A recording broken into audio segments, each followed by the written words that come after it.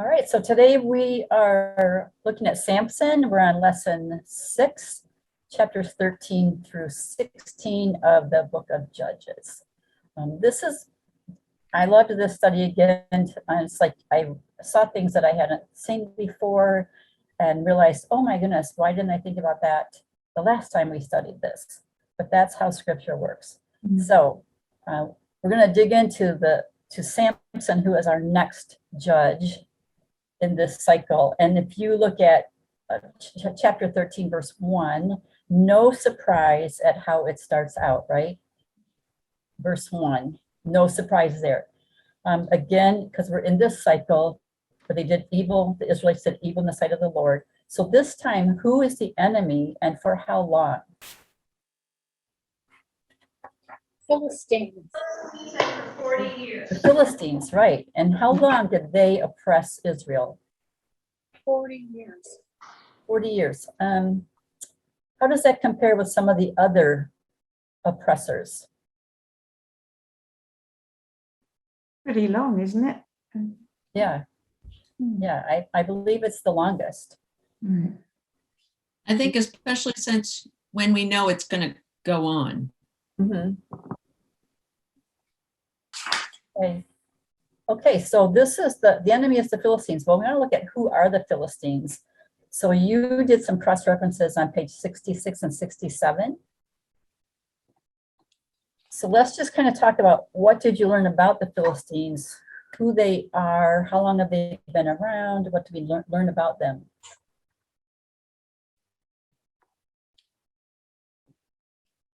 They had had some relations with them. Abraham had stayed in that land. Mm-hmm. So all the way back to Abraham, we see the Philistines. But when they came out of Egypt, God knew that to go through Philistine country would mean war. Mm-hmm. So whatever relationship had developed, he wasn't ready. They weren't ready. So he took them around. Mm-hmm. What was God afraid they would want if they had to face war? They would go back. Yeah, They right. would give up. Yeah, if things got too tough for them, they would turn and go back. Well, there's a lesson for life right there, isn't it? When things get tough, don't turn around and go back. Yeah. What else do you learn about the Philistines?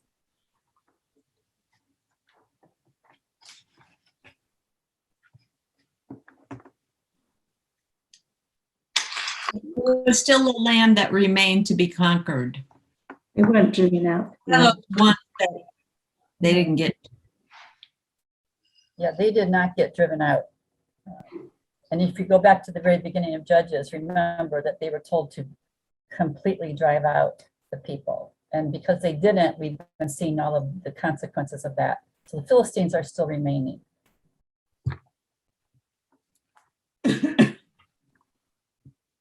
All right, that's the Philistines. This is the new enemy. They are oppressing Israel. They're there for 40 years. So now we want to see about Samson. Verse 2 through 7 in chapter 13 tell us about the birth of Samson. What do we see about it? This is where you might want to look at your chart on page 72 if you've filled that chart out. But what do we see about the birth of Samson that is going to be relevant for this? He was anointed before he was even conceived. I'm sorry, Noelle, can you repeat that? Yes, he was anointed by God before he was even conceived. Okay, so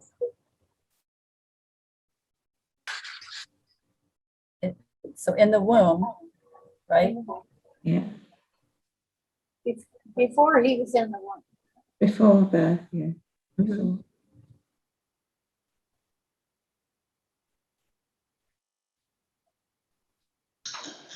Even before he was born, he had a purpose to begin to save Israel from the hand of the Philistines. Thank you, Carol. I think that was Carol, right? Okay, So this is verse 5 and 13 is going to be key for us to remember through this whole discussion about Samson. Because here you have his mission from before he's even born. So what is God's plan for him? He will begin to save Israel from the hand of the Philistines. A little bit different there. So we have Samson, how do we know, how does Samson's mother know that she's going to have this child? Visit of an angel of God. And it's interesting to look at that in light of Abraham and Sarah, and then later on in the New Testament with Mary and Joseph. Mhm. This angel appears because something's going to happen, because someone's going to be born. The angel appeared to the wife first. Okay. And I did notice that she thought he looked like God, but she didn't have a lot of knowledge about it, but it looked like an angel of God. Okay. Yeah, that would be hard to distinguish at that point, say, I don't know, because I've never seen God, right?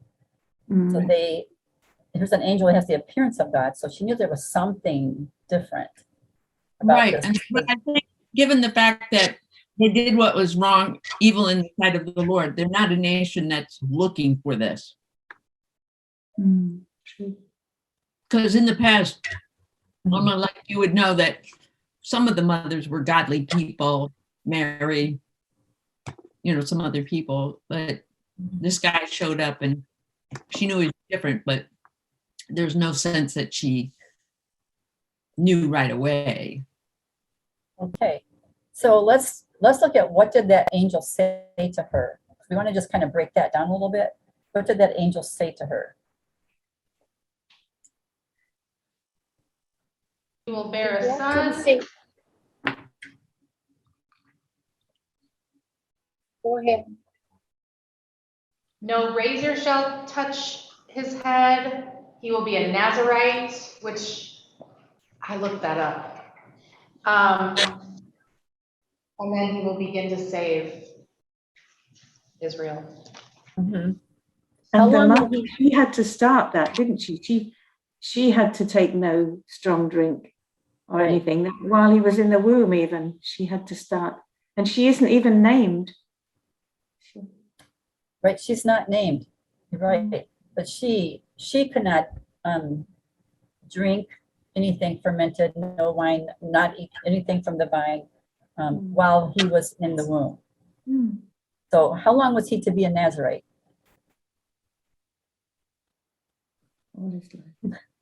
Till the day he dies. Right, from before he's born till the day he dies, he is to be a Nazarite. Let's talk about what does that mean to be a Nazarite. Page 64, you looked up some cross references from the book of Numbers, a lot from Numbers. What do we learn about it, what it means to be a Nazarite? Somebody in the boardroom said they looked this up about being a Nazarite.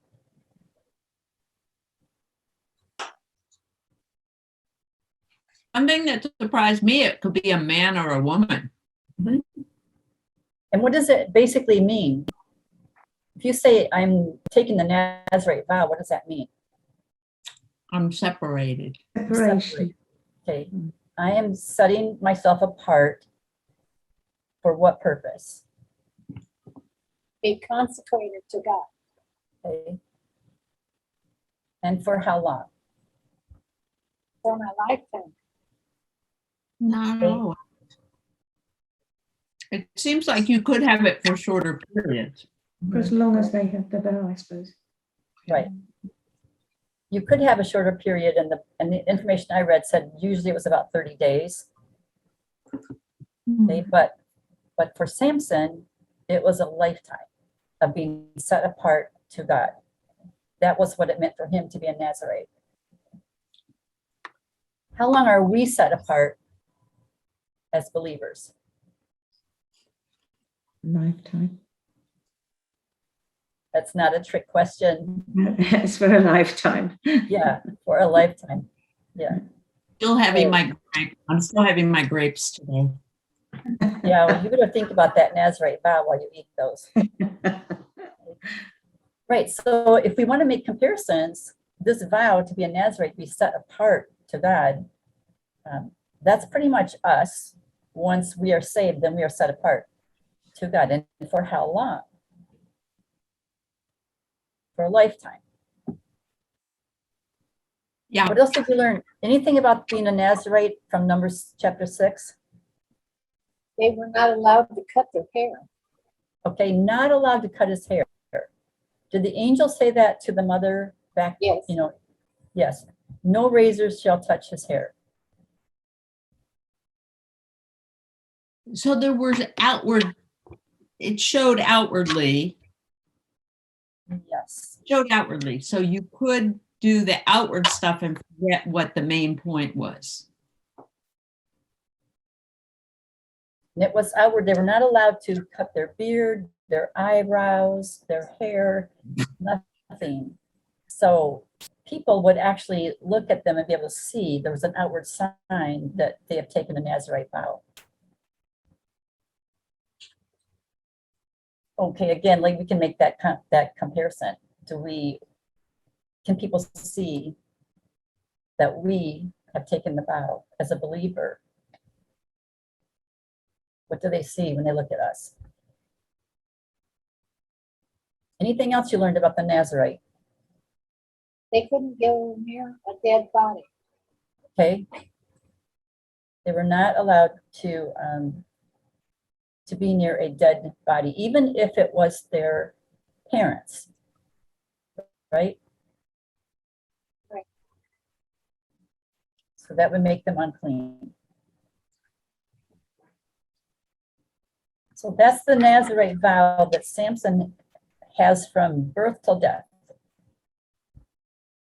Let's go back to Judges 13 and look at the response of the parents. Because I think this is interesting. How did the parents respond to this? We don't need to look at all the details of it, but in general, what was their response to the angel saying to them, you're going to have this child? She loved it. She was glad. Okay. But what were they supposed to do with him? What would they do? What were they supposed to do? Yes. Look at what the father says in verse 8. It's like, please come back again and teach us what we are to do with this child. Any of you relate as parents? Mhm.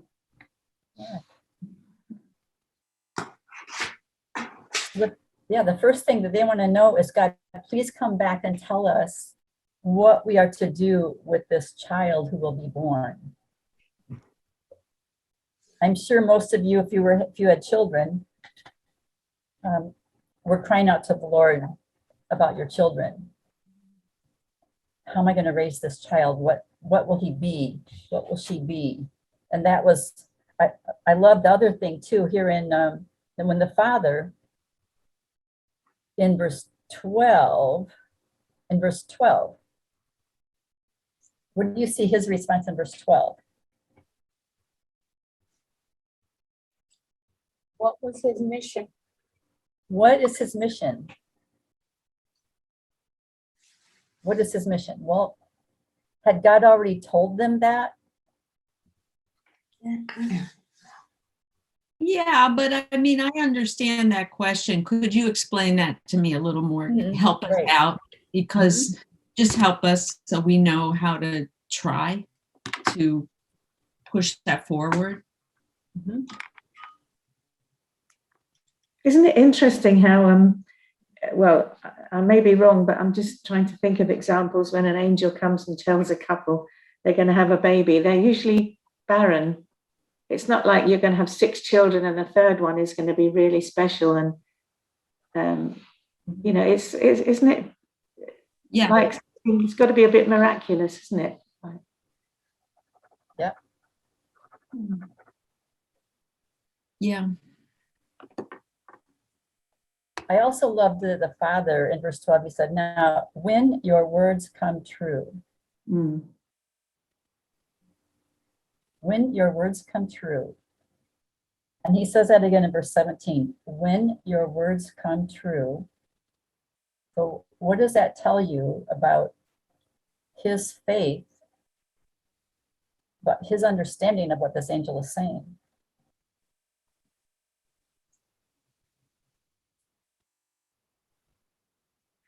Believed it immediately. Mm-hmm. Yeah. He didn't question, is it going to happen? You know, when God told him, this angel told him this is what's going to happen, he obviously believed it right away. So when your words come true, that was one thing I had not seen before, and I underlined it. It's like, oh, look at what he's saying. When your words come true, this is going to happen. So how do we deal with it?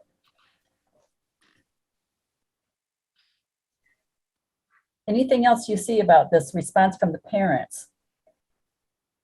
Wanted to honor God. I'm sorry, I missed that.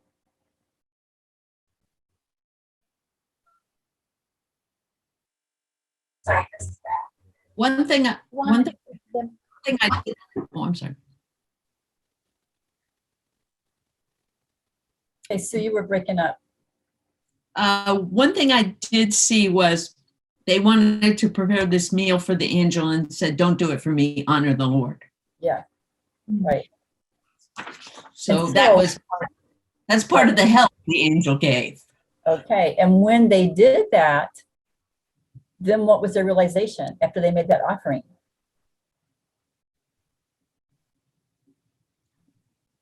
that it was an angel. Okay. Oh my Because gosh, he- we've seen God. Now what? The angel disappeared into the fire. Mhm. And now they've seen God, and now what are they afraid of? God. And they'll They're going to die. die. That they're going to die because they've seen God. However, I love the practicality of the wife. What does she say? Why would God tell us all that if we're going to die? Right. Right. Very practical. Maybe that's why the angel went to her first. Well, I don't know. She's very practical, but he certainly had faith. to Yeah, believe that. it did. I mean, Right. Right. Now, and how does this chapter end? What's the last verse say? Linda, before we go to that last verse, I think things that struck me is that, you know, here we are, we're in a 40-year period where the Israelites have wandered off again. And yet there appears to be a remnant that understands something about what God is all about. This couple, they knew how to pray. They knew how to sacrifice. Even though he was of the tribe of Dan, it wouldn't have been something that would have been taught to him necessarily as part of his family tradition. But there's this remnant that understands the relationship with God that gets called out in this time of wandering, that's going to bring the people back to God. It's a real encouragement to me, even in the world that we live in today, that there's a remnant still available. So there's still a spark possible, not because of man. That's not what happens here. It's not because of man, it's because of what God does, but he does it with this remnant that's still available and still alive. yeah, I agree.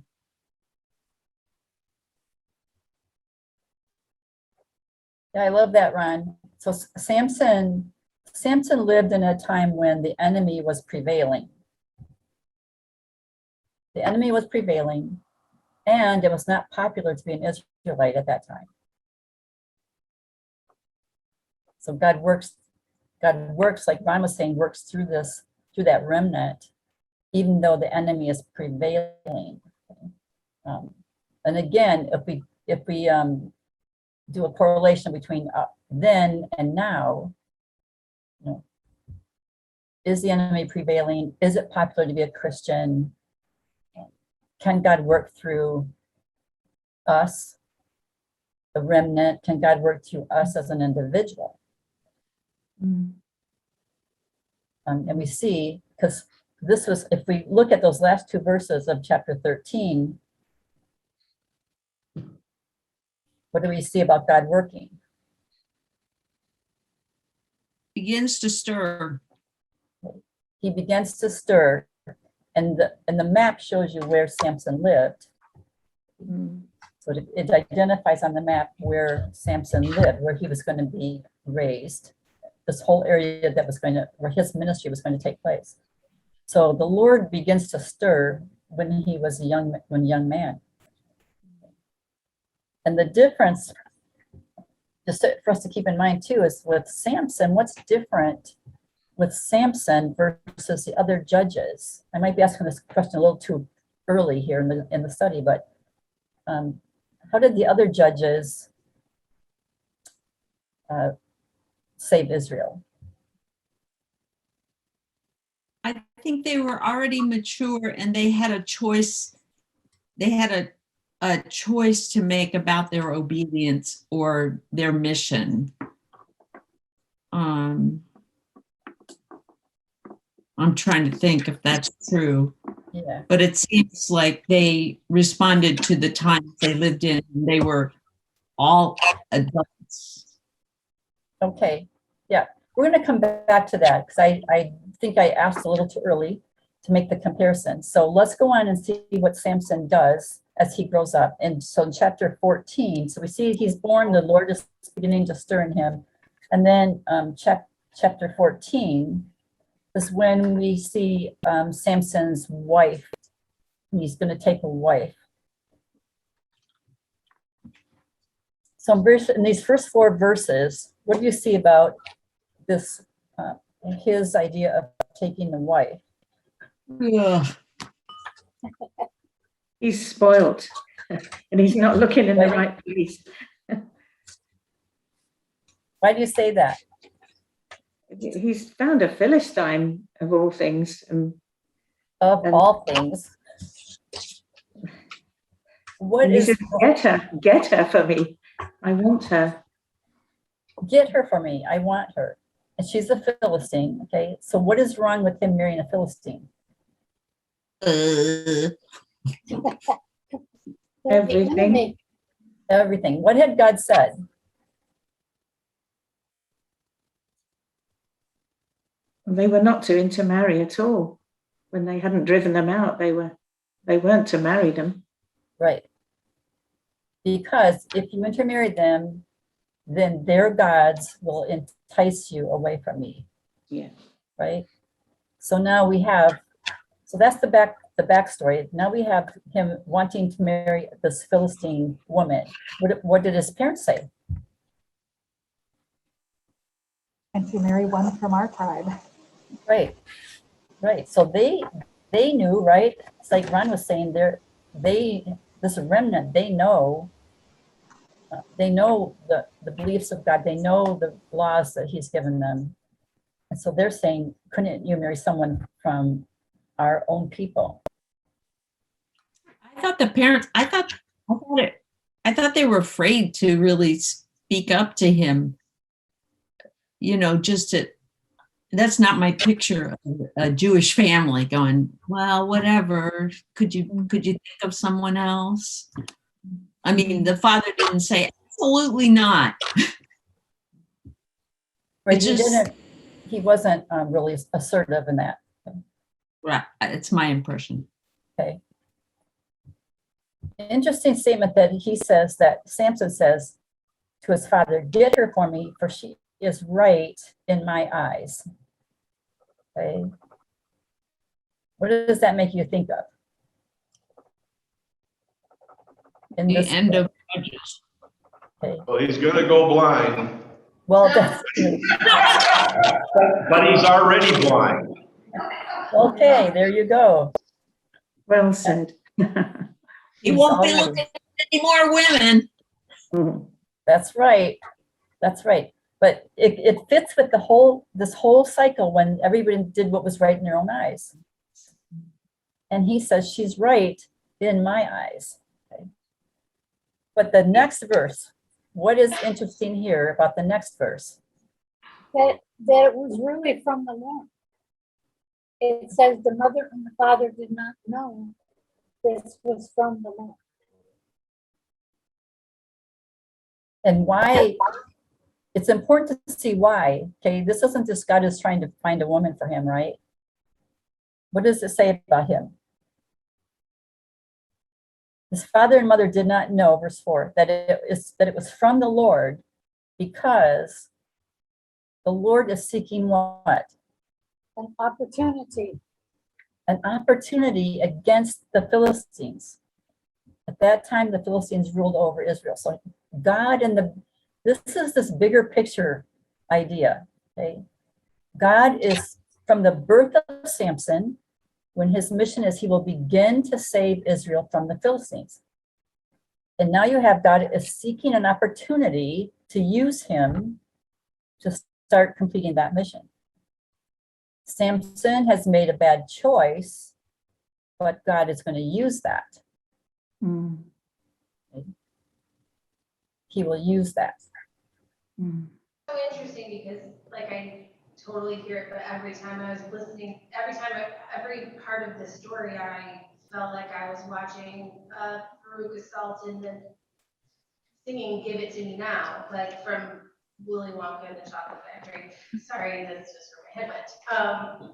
But I just felt like I love that God used it, but this man is just like anger-ridden temper tantrum.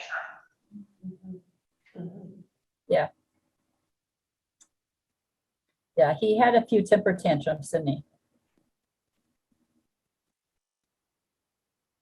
So again, if you always try to keep in mind where God is in the story. Mm. Because God, from the beginning, when he told the parents that you were going to have this baby, and his mission is to begin to deliver Israel from the Philistines. And now God is looking for these opportunities against the Philistines to use Samson to accomplish his mission.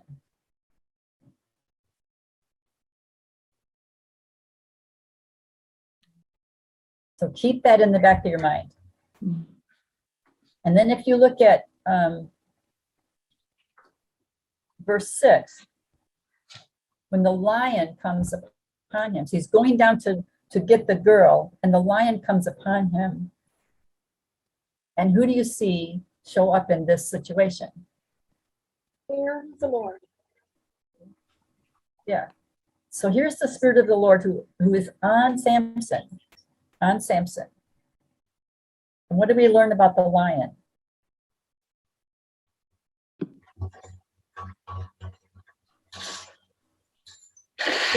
He tore the lion to pieces. Yeah, we can do that, right? On a good day. On a good day. Okay, on a good day. Don't think I could even do a young goat. I do it when I teach covenant, and I have a little stuffed lamb, and I Oh. already have them stitched apart, and put back together. And then when it's time to cut the lamb in half, Carla's seen me do that, and I rip that little lamb apart. And if it's a teenage group, all the guys are going, whoa, and all the girls are like, whoa. So, but it's very visual, Mm. but ripping that lion apart. So tell me then about what happens with him getting a wife.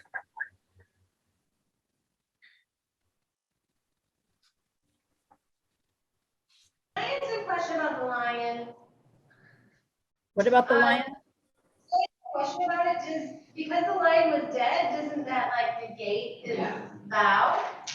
Like, doesn't that affect the Nazareth vow? And doesn't that also, he gave the honey to his parents, so wouldn't that make them unclean? I don't know if that applies to like animals. I just thought I'd ask. It was making me kind of wonder. Good question.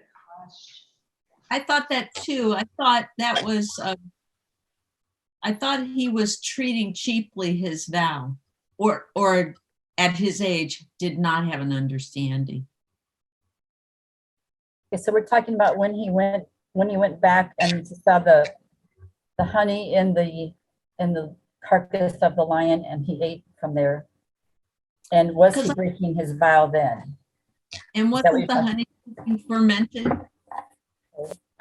So, I don't know. Well, if you go back, there's some debate, okay, but if you go back to what we looked at in Numbers chapter 6, what the Nazareth vow, okay, and it talked about a dead person. It talked about even if it's your mother or father or your sister, if it's a close relative, it's a dead person, that would defile you. So that was what Numbers had to say about the Nazareth vow. The Nazareth vow in Numbers did not talk about an animal.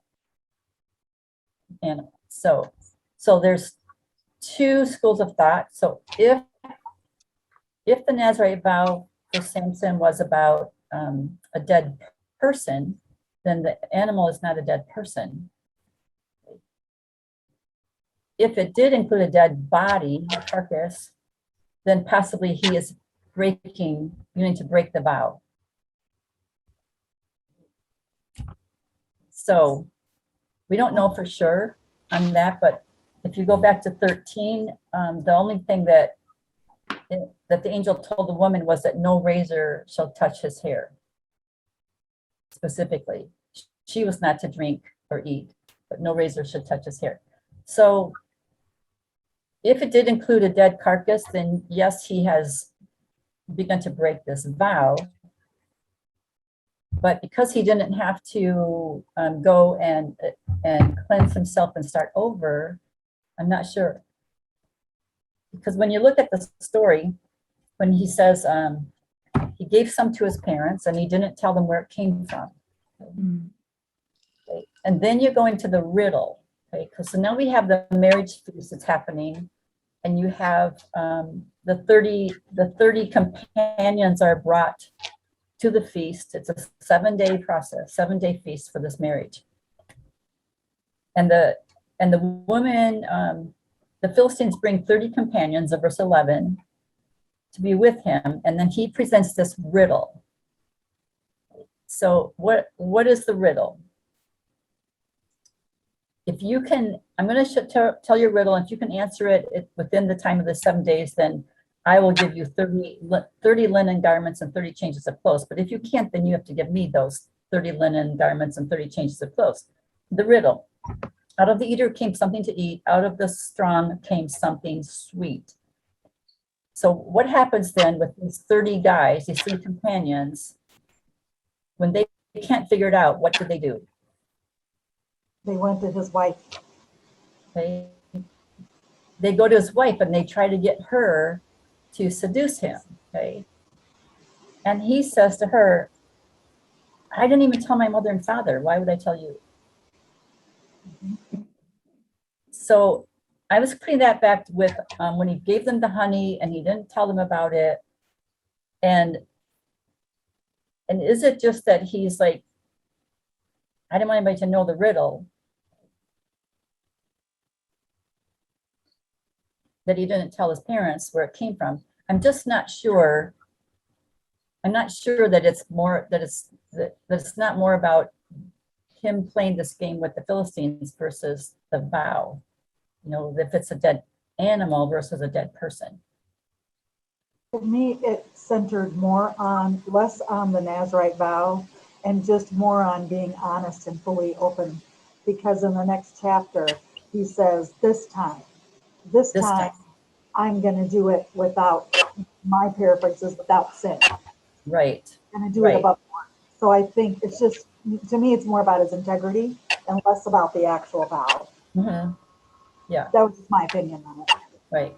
That's where I was, Carla. So, and we don't want to get bogged down in all the details of that, but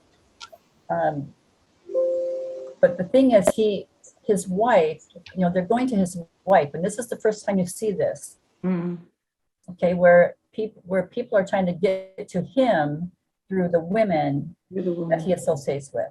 Right, but this time, like this felt really, this was manipulation. This Yes. was dirty. This was, I'm gonna kill your dad. That's dirty.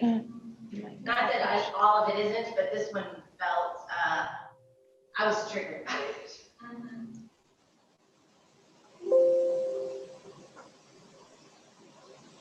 I think that we're really seeing the warning of God from way back when they conquered the land in the time of Joshua, and all the warnings from the book of Deuteronomy as they sat on the side of Mount Nebo. And over 3 sermons, Moses retells history, and the warnings are given: don't intermarry, don't associate with their gods and the people with those gods, because they'll become a snare for you.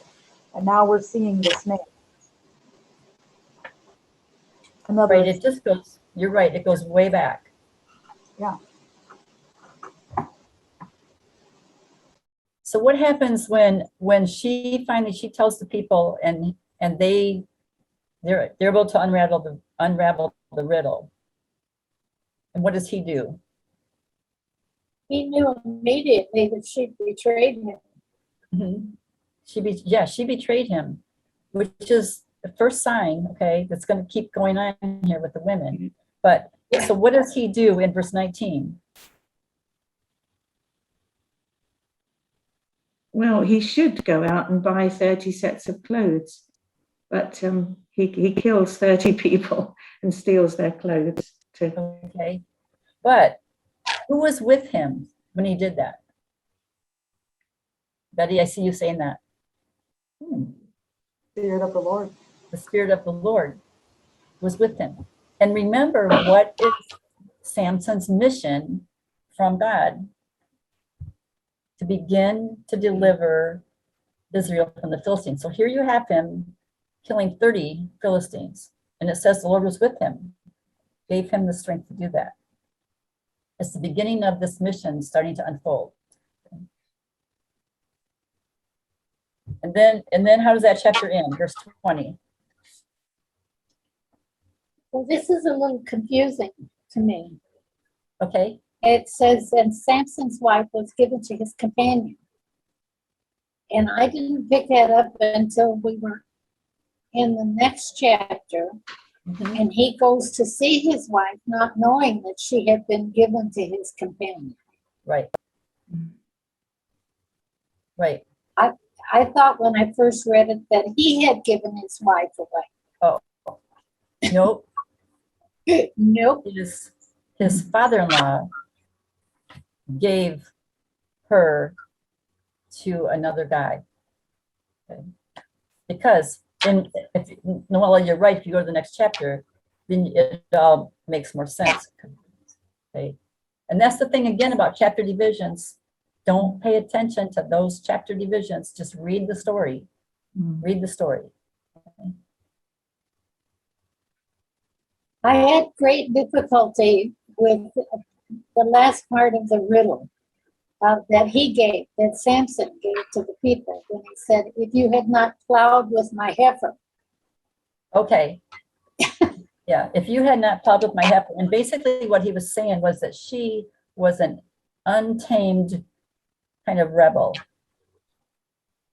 That's basically what they're saying. It sounds very crude, but it really talks about her character being untamed and stubborn spirit is what that means. Because I had a problem with that too, and I looked it up. I did too. Yeah. First of all, I was offended that he called her a heifer. Right. Well, and because that's, that's our culture today. But when you translate that back into that time, it just means that she was stubborn and untamed, like a cow that's just stubborn and untamed. A young cow. Yeah, she's young. Yes, we'll do that. But also, Okay. All right. But I also, the whole story is the complete disregard of women. And when people are totally without the Lord, this accompanies the all the way through this story is the absolute denigration of women. Okay, and we're gonna keep see some other women in this story.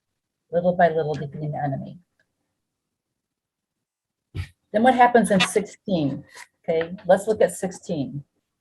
And then we're going to just kind of put all this together. It's a little So what do you confusing see? to me. How does 16 begin?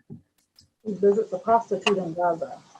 Okay, so he goes to a prostitute in Gaza. And what happens there? If you look at where Gaza is on the map, that's Philistine territory, right? Yep. It's right down here. So he's in Philistine territory, and he said he was going to quit, but now they find out he's there, and so they lay in wait to kill him, to get back at him for what he did.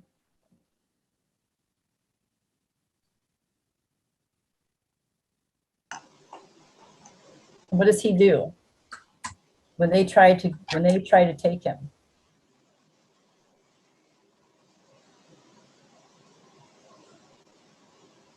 Pulls down the gates of the city. Mhm. Yep, he pulls down the gates of the city and he's out of there. But now comes Delilah. So in verse 4, it says, and after this, he loved a woman in the valley of Sorek whose name was Delilah. And you have the 5 lords of the Philistines who say to her, what? Seduce him, and we will each give you 1,100 pieces of silver. There are 5 of them. There are 5 sections of the Philistine territory, 5 lords, and we will each give you 1,100 pieces of silver. If you will get him to tell you how we can subdue him. So tell me how this plays out. Does he tell her? When she first asked, does he tell her? No, Yes, he he really told lies. her a lie. Okay, He just kept telling her things, and to my dismay, I kept thinking, Samson, where are your brains? This woman is after you. Yes. Why do you keep telling her things Yeah. that were not true? And the Philistines came and tried it, and it wasn't true. And they kept coming back, and he'd tell them something else, and that wasn't true. And they kept coming. Mrs. Colonel Noella might have asked me that same question, where are your brains, Carla, when I was a core cadet. Just want to throw that in there. She might have asked me that. You think, wouldn't he cotton on, surely? surely. She's out to get him. Yeah, when he does that. Because he's besotted. But It his was weakness very is- obvious. It was very obvious that they were trying to trick him, but he just kept playing along until she finally got to him and he gave up. She finally got to him. Him. I think he was at because this word love comes up, that could have caused some of his blindness. Love is blind. And so is Samson. Yeah. I'm not quite sure what happened, but I got kicked off. Was it because I was ranting? No. Yes, I think it was. Yeah. Anyway, I'm back. Good. But doesn't the Lord use his weakness? His weakness is women, obviously. And yeah, he looks totally unsuitable to be a judge of Israel, completely the wrong man. And yet all the weaknesses, God's using them. Right. Like he does with us. Mhm. Yeah. I agree with Did anyone agree with me that he was really being done? Yeah. Yes, right. You didn't hear Carla, but she said she thought that all the time as a teenager, like, hello. Yes, hello. Okay, so Delilah finally gets to him. Okay, so here's the thing. Don't grow weary in your vow. Mm. Don't grow weary in your vow. He was a Nazarite from birth to death, but he's grown weary. Mm. And he's let these women who are his weakness get to him. And so in the end, she finally he tells her his heart, and he has his hair shaved off.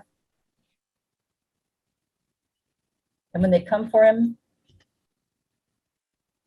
what does he not know? The Lord's left him. The Lord has left him. The Lord has left him. So why did the Lord leave him? Because they cut his hair. Mhm. Broken his vow. He broke his vow. He broke his vow.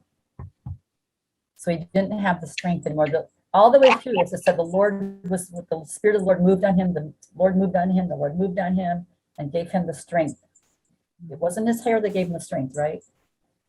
It was the Lord who moved on him that gave him the strength to do all of these things.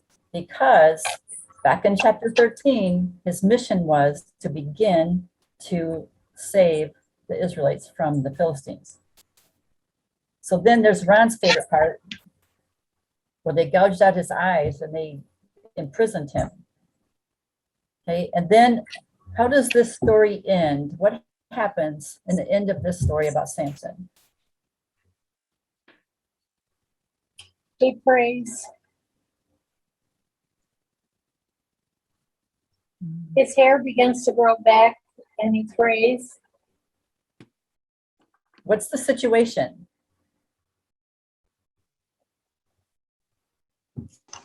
Well, finally, Okay, go ahead. what I say is, you mean finally, the situation, I suppose, is that he kills more Philistines in his death. And what is the setting? What is the setting where he does this?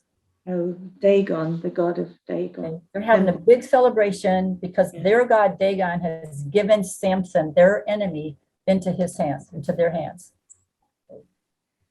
And they brought him out for entertainment. Right.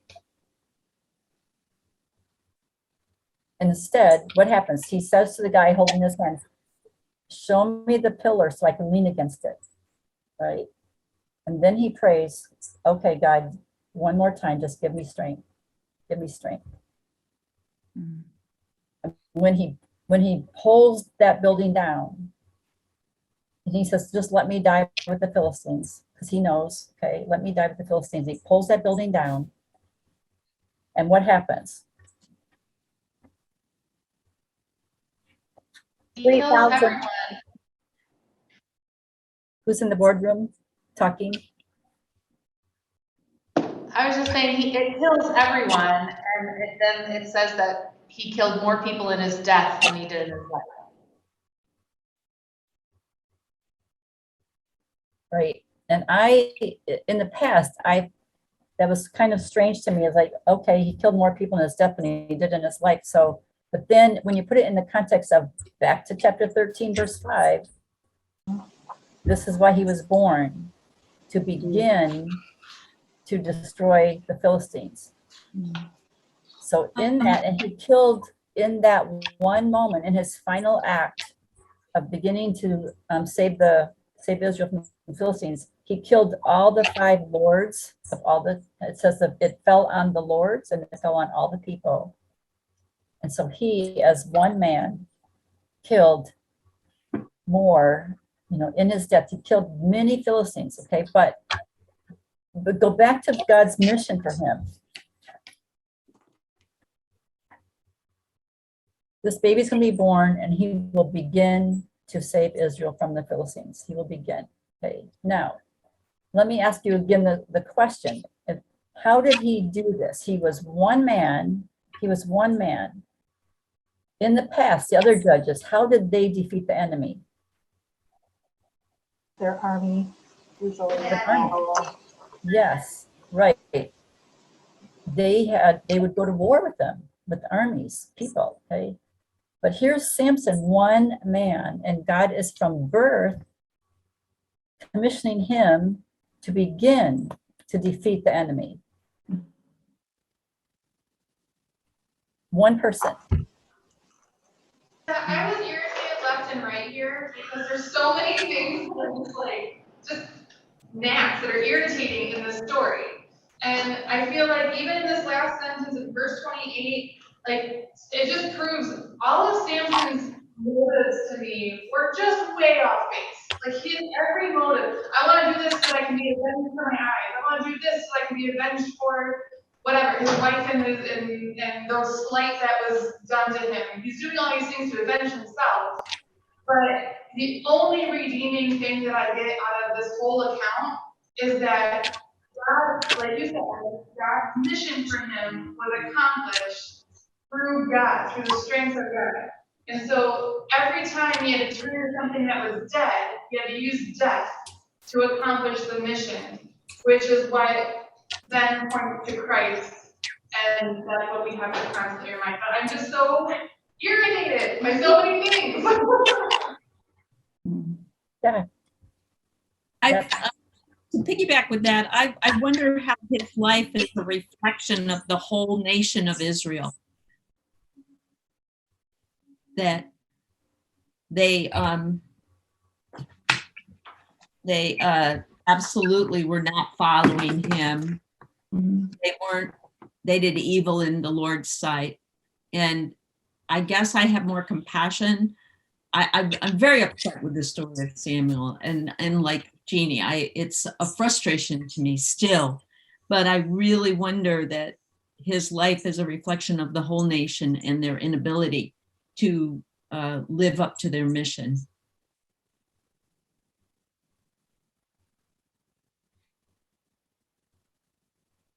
So you've got his personal mission and tying that to the national mission. What about us as individual Christians, but as a body of believers? I think the fact that the Spirit of the Lord, God still used Samson, and he was weak, and he had a weakness for beautiful women, especially pagan beautiful women, and that cost him, and it cost the nation of Israel.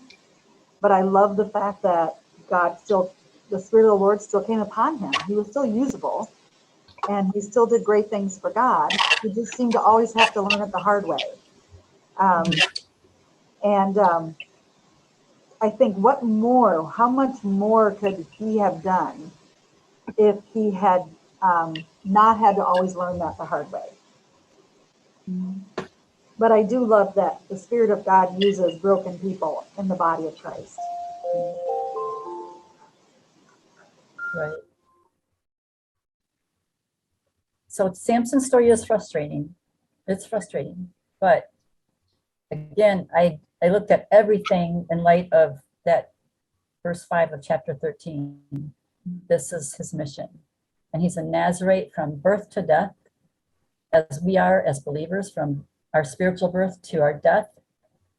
Don't grow weary in that vow. Don't be enticed. Don't let people seduce you into giving up, your vow. Don't let people, in the culture, kind of drag you into their own thinking, into their own God worships. So there is a lot of parallels here for us. Samson lived in a time when the enemy was winning. We live in a world where the enemy seems to be winning. It's not popular to be a Christian.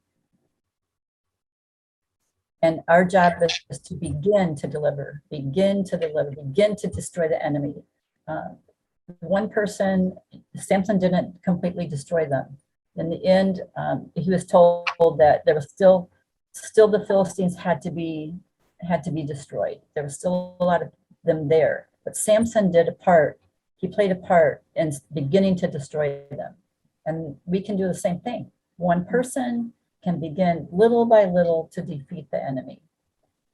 But just don't grow weary in that, and don't let people entice you to waver in that vow that we have. So and I love that it just says all the way through this story, the Lord was with him, the Lord moved in him, the Lord came upon him in everything that he did until he cut his hair. And it was just, you broke the vow. You broke the vow. And then when he came back and begged God, just give me just strength for this one last thing. And God did. God honored that. But yeah, there's so many lessons in this for us, as believers, as and what God will do through us, even when we make poor choices. Great. Any last thoughts? You Those who were summed it up. You summed it up. Yes, right, absolutely. So, yeah, it's always good to just look at how that time relates to our time, and what we can do. We can be Samson's, only we can learn from his poor decisions and make smarter ones. But yeah, but God is going to be there. Don't grow weary. Don't grow weary in your vow. Okay? Yeah.